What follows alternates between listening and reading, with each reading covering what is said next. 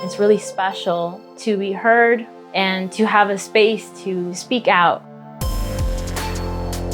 If 13-year-old me had heard other people's stories and had known that there were people like me who were going through what I was going through, it would have been so much easier.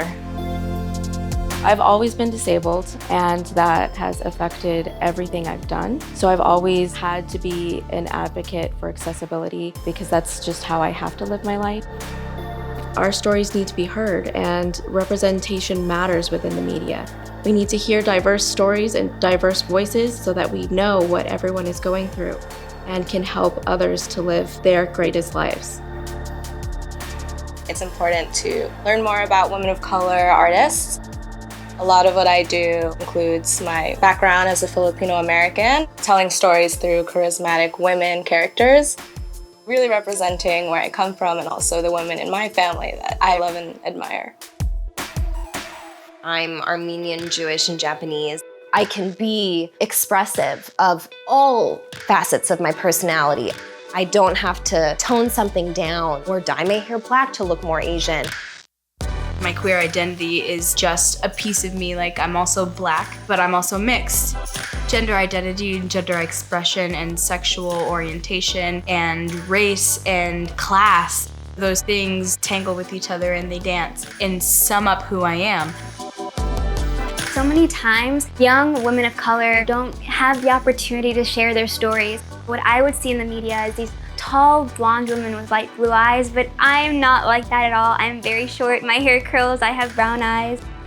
I can be a Dominican American and go braless and have natural hair and be these thousands of things because that's just who I am.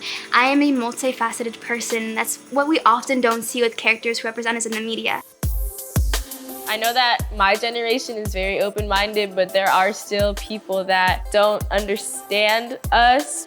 As a teenager, it can be really hard. We have these pressures and these expectations. Dance has always been therapeutic to me. It just takes me out of that world and makes me see a different perspective. It just clicked. This is who I am. I'm trans. I'm a woman. They put me on a couch and they expressed to me that what I was doing was wrong. I was shaking my fist in the face of God, that I'm going to hell. I just said, you know what? I don't even care that I have their support. I'm gonna go and do my own thing.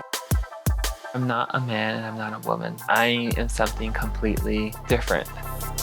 In English, I'm queer and I'm trans. In my language, which means in this way, I am a Navajo changing one.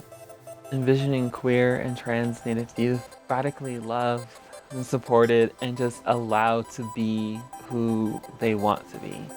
Thinking about that keeps me waking up every day.